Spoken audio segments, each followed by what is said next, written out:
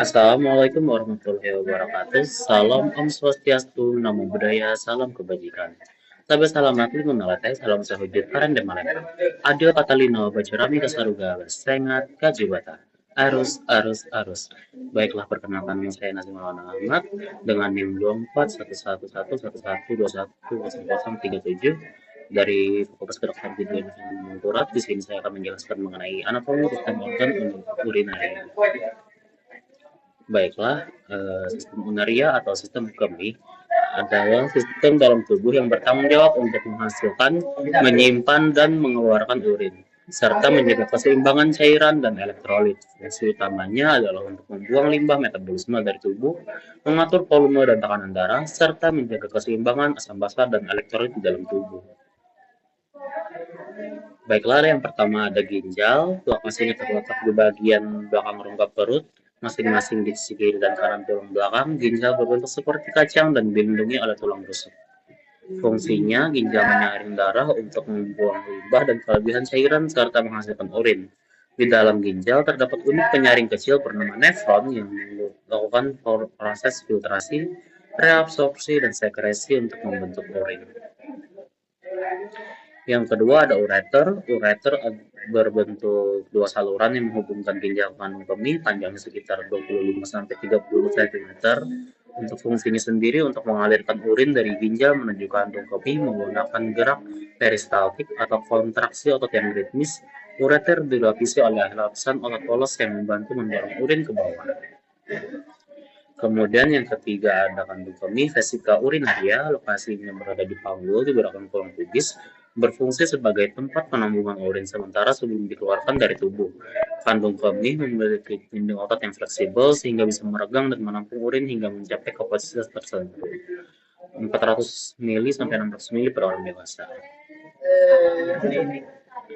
Kemudian ada uretra.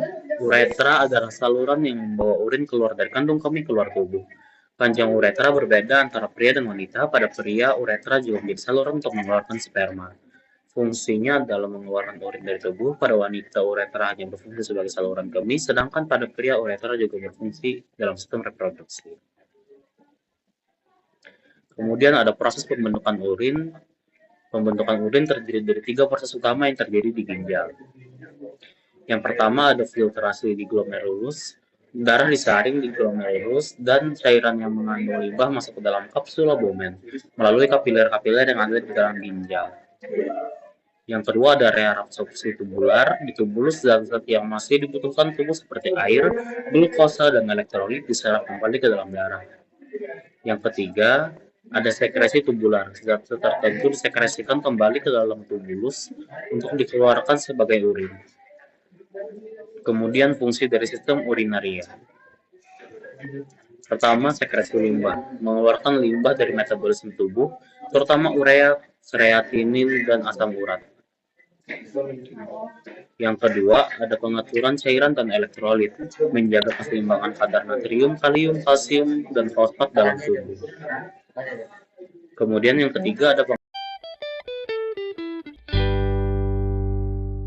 Is it true that some body systems are more familiar, well known? For example, the circulatory system. Many automatically know it includes the heart. Nervous system, yeah, the brain and many other things involved with it. Digestive system, we know the overall function and many structures of it.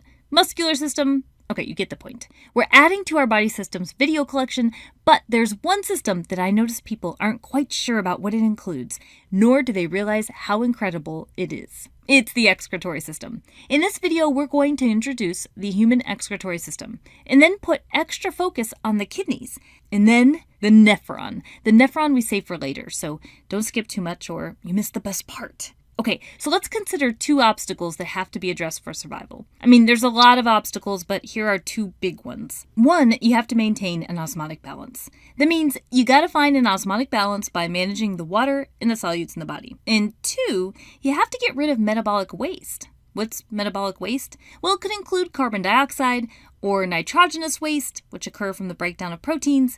There's a lot of protein breakdown in metabolic processes after all. The excretory system focuses on addressing those 2 major issues. Many organs and structures have roles in addressing these 2 issues and therefore serve roles in the excretory system. the skin, which can excrete water and substances, the liver, highly involved in detoxification and produces urea, more on urea later, the lungs, which excrete the gas waste carbon dioxide, and those organs are also involved in other systems. Remember, body systems don't work in isolation. The skin is an organ of the integumentary system. The liver is an accessory organ in the digestive system. Lungs are organs of the respiratory system. But our focus in our short time is going to be on another set of organs that play a huge role in the excretory system, the kidneys. In fact, we could say the urinary system if we wanted to isolate to these structures. Kidneys, there are two, and found in the lower back. The bladder, a single sac that will hold urine. Ureters, there are two, and these drain the urine produced from the kidneys to the bladder. Urethra, a single tube where the urine will travel out of the body. So urine is produced by the kidneys, and we're going to focus on the process that makes urine. Blood is filtered by the kidneys, producing urine, which is a portion of the body's waste products that need to be excreted. A reminder, we like to show a general and simplified version of very complex topics, so explore our description for more. We start with this beautiful thing called the nephron. Each kidney has tons of them, like one kidney can have 1,000,000 of these things. They are the functional unit of the kidney. The nephron has a lot of different parts, but its overall goal is to process waste products from the blood to create urine. The first part of the nephron that we'll talk about has something called the glomerulus, which you could consider a specialized mass of capillaries. It is surrounded by this, the Bowman's capsule. Blood pressure forces fluid from the blood in the glomerulus into the Bowman's capsule. Once the fluid is in the Bowman's capsule, the fluid is called the filtrate. What's in filtrate? Well, here are a few major things: water, some glucose and amino acids, salts, H+ ions, bicarbonate ions, other ions, some medications if applicable, some vitamins, and urea, a nitrogenous waste produced by the liver that the body needs to get rid of. So the nephron is going to take this filtrate through the ride of its life while it will process it. Some of the filtrate is reabsorbed, meaning some of the filtrate will cross the barrier of the nephron back into the fluid surrounding the nephron, also called the interstitial fluid, and eventually circulate again through the body. But in order to get rid of some components and eventually excrete them as urine, those items will be in the tubes of the nephron, eventually to form urine. Some substances that enter or leave the nephron, they might travel by diffusion or facilitated diffusion, and those transport types move with the gradient from high to low concentration. But sometimes substances are transported by active transport, requiring ATP. Let's go. We're going from the Bowman's capsule to proximal tubule. Proximal can mean near, and it is the tubule nearest the glomerulus. Important because there is another tubule later on. In this proximal tubule, NaCl moves to the interstitial fluid. A little about NaCl, it is a salt. I'm going to say NaCl in this video a lot, but realize that to enter or leave, the Na and Cl can separate to go through separate proteins. Water will follow by osmosis, which makes sense as this area is hypertonic due to the NaCl. Therefore, we say salt and water are reabsorbed because they're not staying in the nephron here. They're going to the interstitial fluid. Other substances like glucose, amino acids, potassium, and bicarbonate are also reabsorbed, again meaning they're going to the interstitial fluid by either active or passive transport. Now, when we say reabsorbed, not all of these are 100% reabsorbed, and so some concentrations of these remain in the filtrate. Now, what is secreted? Meaning what will move from outside the tubule, the fluid surrounding this area of the nephron, into the proximal tubule. H+ ions and ammonium ions are some items secreted. With what's being reabsorbed and secreted, like bicarbonate and H+, you can tell the proximal tubule is important for pH regulation. Now we move into the loop of Henle. It has a descending limb going down and ascending limb going up. We'll start with the descending limb going down. There's a lot of aquaporins here. Remember those channels? Aquaporins make it easy for water to travel through. So the water can get reabsorbed here because the water can get out of the loop and into the interstitial fluid. And by osmosis, water would travel that way as the interstitial fluid is hypertonic at this part. That means the interstitial fluid has a higher solute concentration than the filtrate. And remember that water generally has a net movement towards hypertonic areas. Now, the descending limb of Henle doesn't have channels for most solutes, like salt, and so NaCl is stuck in the nephron. So you descend down and water continues to exit. The solute concentration inside the filtrate of this descending limb continues to increase. Time to go up the ascending limb of Henle.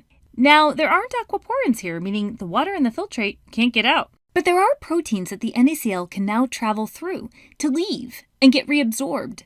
So in the thin segment of this ascending limb, NaCl will diffuse out. It makes sense that it would. The NaCl is moving from a high concentration of NaCl in the filtrate to a lower concentration of NaCl in the interstitial fluid. Now, in the thick segment of the ascending limb, NaCl continues to exit the nephron, but this time it's pumped out by active transport. So if you are losing all this salt, you can imagine it is making the filtrate very dilute at this point.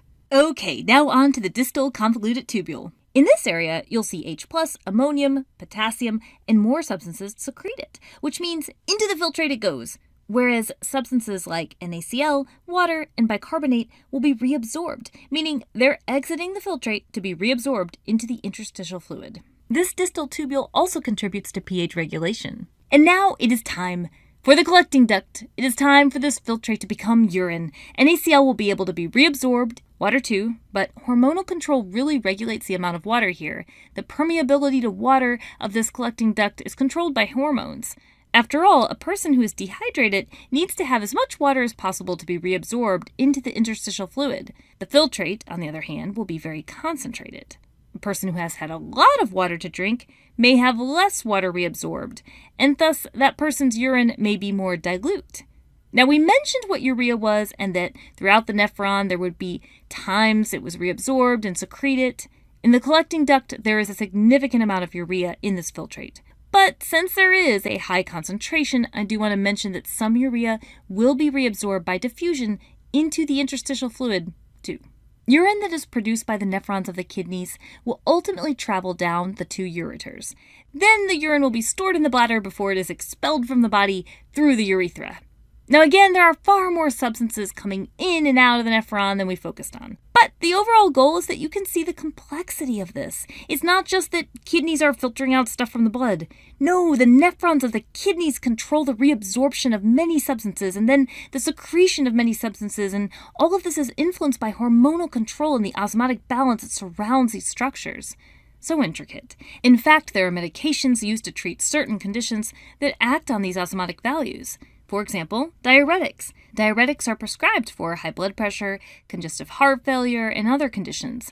While there are different types of diuretics, one major concept is they tend to increase the amount of water in the filtrate of the nephron, so more water is typically present in the urine. What about a situation where a person has severely compromised kidney function? If a kidney transplant is not ideal or possible for the situation, the person may need regular dialysis. Hemodialysis or peritoneal dialysis are options that involve filtering the blood and assisting with osmoregulation. If learning about the kidneys makes you want to explore more, just to emphasize, there are careers focused on kidney function alone. A nephrologist, for example. Well, that's it for the Amoeba Sisters, and we remind you to stay curious.